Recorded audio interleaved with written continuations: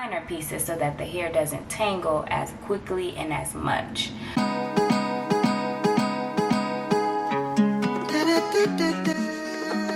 Hey guys, welcome to my channel. If you're new here, my name is Nola. Don't forget to like, comment, and subscribe. So in this video, I'm going to show you guys how to do knotless feed-in and boho braids. These are the items that you're going to need to achieve this look. Everything will be linked down below. First step is you want to section off the hair. I section 3 parts, 2 in the front, 1 in the back. I'm doing Smedium knotless braids in the back. So right here, I'm just sectioning off the rows. I'm doing 8 rows all together, so 3 rows below the ear and 5 rows above the ear.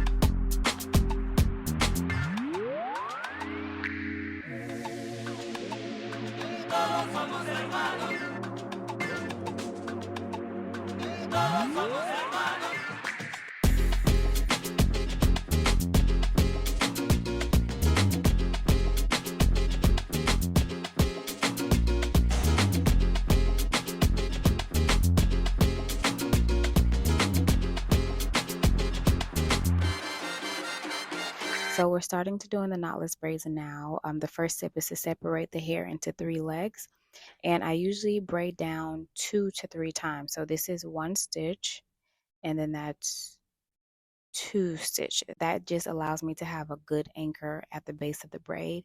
And then I split the hair in 2. So real quick, my initial thought was to do medium knotless braids in the back, but my hair is super thin and fine, so I kind of felt like medium knotless braids would have been too heavy for my hair.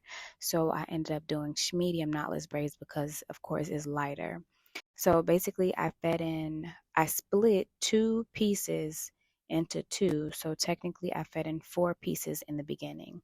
Now this is you don't have to do it exactly like I did it, but if you're watching this video and your hair is similar to mine, is kind of fine, kind of thin, then I would highly recommend that you do it this way so that you are saving your hair and your hair isn't breaking off.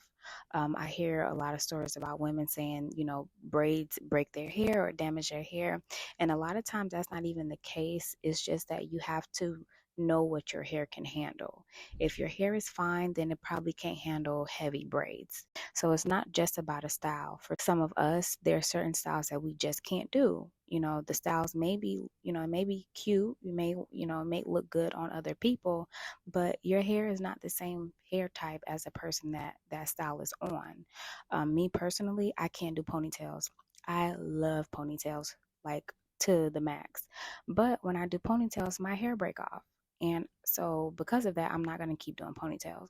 So it's very important to know what your hair can take, know what certain styles that you can take, because at the end of the day, the healthier your hair is what's really important. You guys will see later on in the video, but I did not braid all the way down to the ends. Typically, I braid down either to where my hair ends or halfway. I never braid down all the way to the end, and you guys will see why in a second.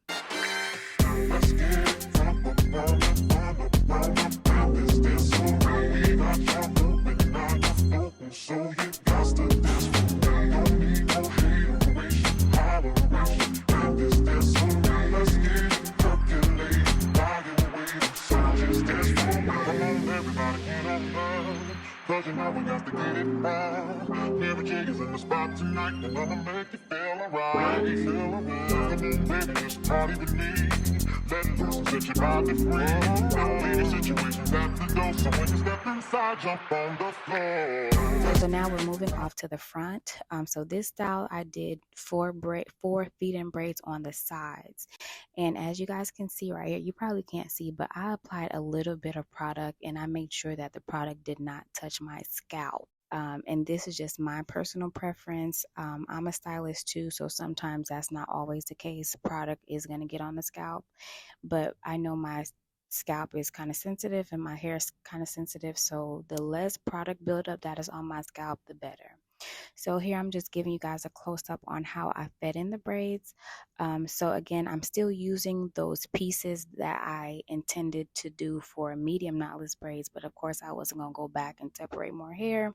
So I'm just kind of working with the pieces that I have. So that one piece I split into 4 pieces, but the 2 pieces are like really thin, as you guys can see.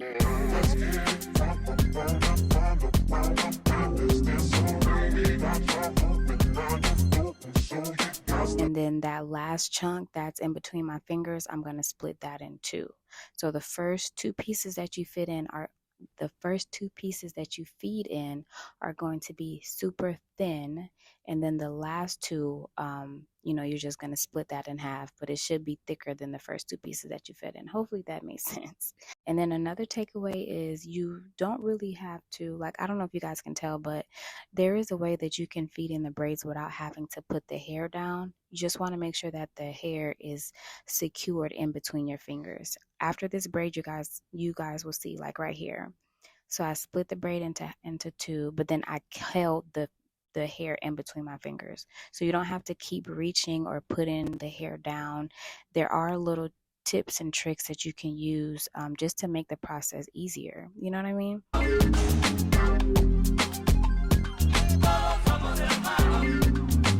All right, now we are moving to the top part. So this particular style is just what I felt like would look better on me. You don't necessarily have to do this exact style.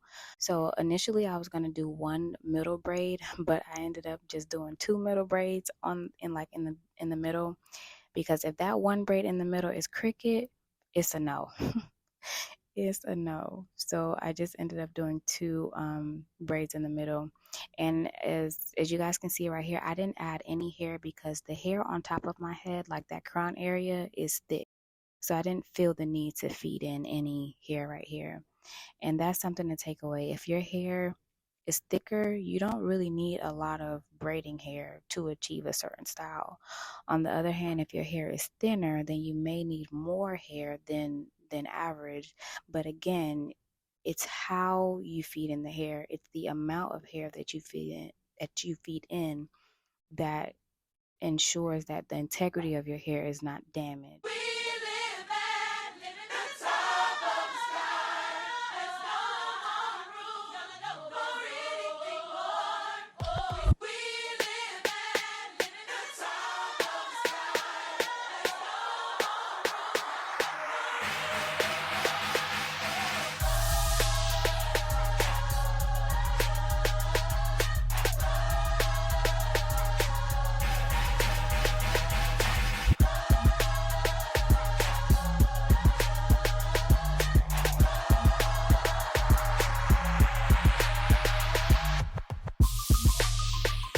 So now we're moving on to boho braids, or the boho hair. So the main takeaway for this part is to feed in fine pieces, especially if you're using synthetic hair. If you're using human hair to do the boho braids, then you're going to want to feed in thicker pieces. But with synthetic hair, you want to make sure that the pieces are super thin and super fine, because it won't tangle as much. A lot of times when you hear that synthetic hair gets tangled like after 2 or 3 days, it's because you're feeding in too much synthetic hair. Like every piece is too thick and too bulky. So the best way to avoid that is to feed in super fine, thin hair, like thin pieces, because they're less likely to get tangled and matted up. And also apply mousse every single day. I've had this style for over a month, and I've been, able to maintain it with just simply applying mousse every day. So right here, I want to show you guys how thin those pieces are. You see how thin that is? That is the takeaway when using synthetic hair. You feed in fine, thin pieces so that the hair doesn't get tangled as much. So this is what I was mentioning before. The reason why I wait to the very end to do the braid down is because of this. Now I can just sit down and relax and braid my hair instead of standing up in front of a mirror for 24 hours.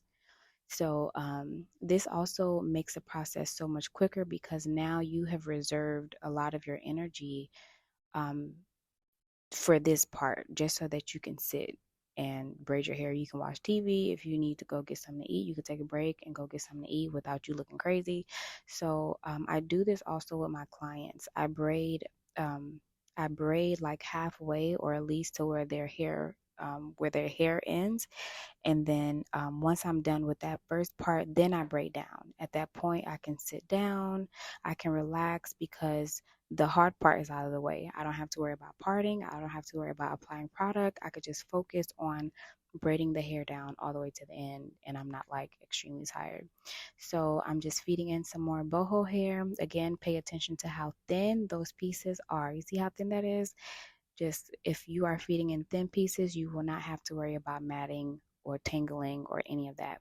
So yeah, like I said, I'm just chilling, braiding down, braiding down. I don't have to stand up in front of a mirror all day. I can just sit and relax and feed in the hair as I want to. And y'all can see that looks so pretty. So this is not the final look, but this is before I apply product.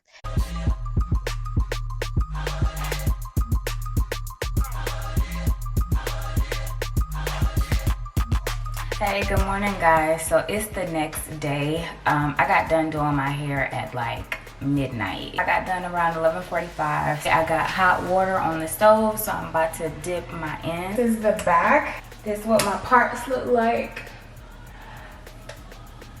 That's what the parts look like, and then these are the parts in the front. Doing knotless braids like on myself is easy. The parting part is easy, but doing feed-in braids and trying to part, child, I was stressed out. I spent like, I want to say like 3 hours just doing this front part. This is the cleanest and straightest that I can get it. I'm not even mad because it is what it is. I just really wanted to do this style. This is synthetic hair. I'll link everything down below. I use free twist. I think the wave is called Beach Wave, which I love. It's not like, it's kind of wavy but curly at the same time. Yeah, I really like it. What I've noticed when it comes to doing braids with synthetic hair or boho braids with synthetic hair is that you want to feed in like fine pieces, like thin pieces, and with human hair you want to feed in thicker pieces. Once you wet it, the human hair gets like really thin because all of the strands aren't the same length. So once you wet it or put mousse on it, it looks really flat. What I like about the synthetic hair is you still get that full look without having to feed in so many pieces. You just have to feed in finer pieces so that the hair doesn't tangle as quickly and as much. Let's get to dipping these in so I can go. Let me show you guys what I use to like oil my scalp. So this is an anti-dandruff hair growth oil. You guys know if you're used to getting braids, sometimes you can get like itchiness because of the irritation with the braiding hair or the braid gel. So I like to apply this on my scalp, and guys, I don't get any itching, no irritation. I absolutely love it. Yep, this is the final look. I absolutely love it. Okay, I love it. If there's a style that you guys want me to do, that you want to learn how to do on yourself, let me know, because a lot of these inspirations just come from social media. But I want to make sure that I am answering your guys' questions, because you are the ones that are subscribed to my channel. You guys are the ones that support. So I want to make sure that your needs are met first, and I'm not just, you know, picking out styles to do. So if there's a style that you want to learn how to do on yourself, I was thinking about doing like a quick weave bob, because that's popular now. Maybe like a flip over method sew-in or anything like that. Whatever you guys have in mind, just comment down below. And yeah, see you guys in the next video. Thank you so much for watching. Don't forget to like, comment, and subscribe. Bye.